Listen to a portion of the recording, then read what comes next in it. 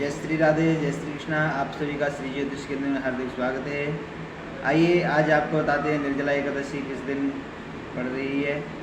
और कभी कभी एकादशियाँ 2 दिन पड़ जाती हैं, तो दो दिन एकादशी पड़ जाने पर गृहस्थी व्यक्तियों को किस दिन एकादशी व्रत करना चाहिए, आज आपको विस्तार से बताते हैं। देखिए, निर्जला एकादशी इस बार शुक्रवार को 10 जून 2022 समय सुबह 7:26 से एकादशी प्रारंभ होएगी और जो कि पूरे दिन पूरी रात्रि दूसरे दिन सुबह 5:45 तक एकादशी रहेगी।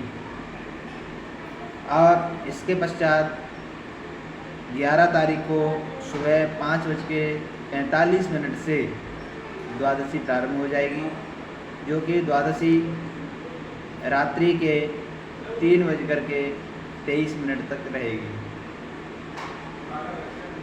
अब बात करते हैं कि एकादशी किस दिन व्रत रहना उचित रहेगा।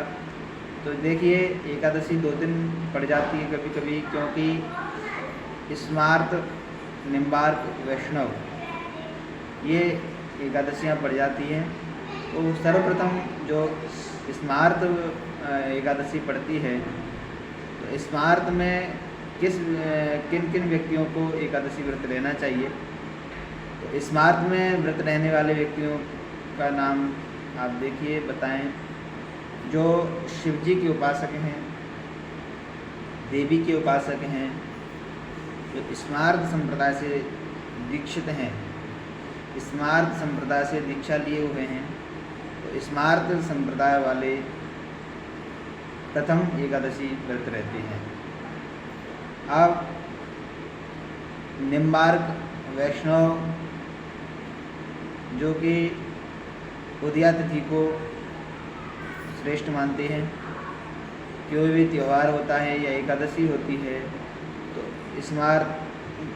स्मार्त जो ज्योतिष की गणना के अनुसार है उसे मानते हैं, लेकिन निम्बार्क जो उदया तिथि को मानते हैं, उदया तिथि की मान्यता करते हैं। जैसे कि किसी भी तिथि का उदय अगर जिस तिथि में हो गया, उसी तिथि को पूरे दिन की गणना के अनुसार मानते हैं। इसीलिए कभी कभी 2 त्योहारों में भिन्नता हो जाती है। जैसा कि इस बार जो निर्जला एकादशी है, इसमें भी कुछ लोगों का भ्रम हो रहा है कि किस दिन एकादशी व्रत रहें। तो आप बिल्कुल निश्चिंत रहिए। आप एक बार अच्छे से इस वीडियो को देख लीजिए, समझ लीजिए। फिर भी यदि ना समझ में आए तो आप कॉल करके भी हमसे संपर्क कर सकते हैं। चलिए देखिए, जो शिव जी के उपासक हैं, देवी के उपासक हैं, वो स्मार्त संप्रदाय से दीक्षित हैं, वह प्रथम एकादशी को व्रत करना चाहिए। द्वितीय एकादशी में जैसे कि ठाकुर जी के भक्त हैं और जो निम्बार्क संप्रदाय से दीक्षित हैं, वैष्णव संप्रदाय से दीक्षित हैं, वह दूसरी एकादशी को व्रत रहना चाहिए, जो कि इस बार शनिवार 11 तारीख को पड़ रही है। अब देखिए, इसमें उदया तिथि पर एकादशी है या नहीं है। यदि उदया तिथि पर एकादशी है तो बिल्कुल रहना चाहिए दूसरे दिन, अगर नहीं है तो फिर नहीं रहना चाहिए। देखिए, इस बार एकादशी तिथि रहेगी 5:45 तक। किस दिन? 11 तारीख को 5:45 तक एकादशी रहेगी। और उस दिन सूर्य उदय हो रहा है 5:28 पर। तो 5:28 से सूर्य उदय हो रहा है, तो 5:45 तक एकादशी रहेगी। इस घटना के अनुसार उदया तिथि पर 11 तारीख को एकादशी है। यदि वैष्णव हैं, निम्बार्की हैं, तो शनिवार 11 तारीख को ये निर्जला एकादशी व्रत रहेंगे और स्मार्त हैं, शिव जी के उपासक हैं, देवी के उपासक हैं, स्मार्त संप्रदाय से दीक्षित हैं, वह शुक्रवार 10 तारीख को एकादशी व्रत रहेंगे। ठीक है। अब बात करते हैं कोई दीक्षित नहीं है, ना स्मार्त से, ना वैष्णव से, ना निम्बार्क से, या फिर उन्हें पता ही नहीं है कि हम किस संप्रदाय से हैं, तो आप बिल्कुल निश्चिंत रहिए, केवल एक एकादशी को पकड़ लीजिए। प्रथम प्रारंभ किए तो प्रथम में ही रहिए, द्वितीय में प्रारंभ किए तो द्वितीय में रहिए। परंतु ऐसा माना जाता है कि प्रदोष काल में प्रारंभ होने से पूर्व एकादशी का पारायण कर लेना चाहिए। प्रदोष काल प्रारंभ होने से पूर्व एकादशी का व्रत पारायण कर लेना चाहिए, अन्यथा एकादशी व्रत नष्ट हो जाता है।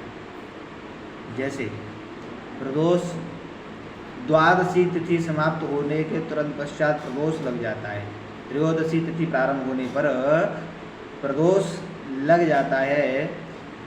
इस गणना के अनुसार यदि दूसरी वाली एकादशी में रहते हैं तो त्रयोदशी शीघ्र लगने का चांस अधिकांश बन जाता है। जैसे कि अब 11 तारीख को जो व्रत रहेंगे शनिवार को, वह व्रत पूरे दिन एकादशी रहेगी, रात्रि एकादशी रहेगी, परंतु कितने बजे तक? 3:23 तक। कब? रात्रि के 3:23 तक एकादशी द्वादशी रहेगी। एकादशी तो सुबह ही समाप्त हो जाएगी, परंतु द्वादशी जो रात्रि के 3:23 तक रहेगी, इसके पश्चात त्रयोदशी लग जाएगी, अर्थात प्रदोष लग जाएगा। यदि जो शनिवार को व्रत रह रहे हैं वो प्रदोष लगने से पूर्व एकादशी का पारायण कर लेंगे तो एकादशी मान्य होगी। इसी प्रकार से आगे भी जब भी एकादशी की ऐसी गणना आती है, जो उदयातिथि पर रहते हैं उनके लिए अधिकांश ऐसी समस्या सामने आ जाती है, जो कि प्रदोष लगने से पूर्व एकादशी का पारायण करना अनिवार्य होता है।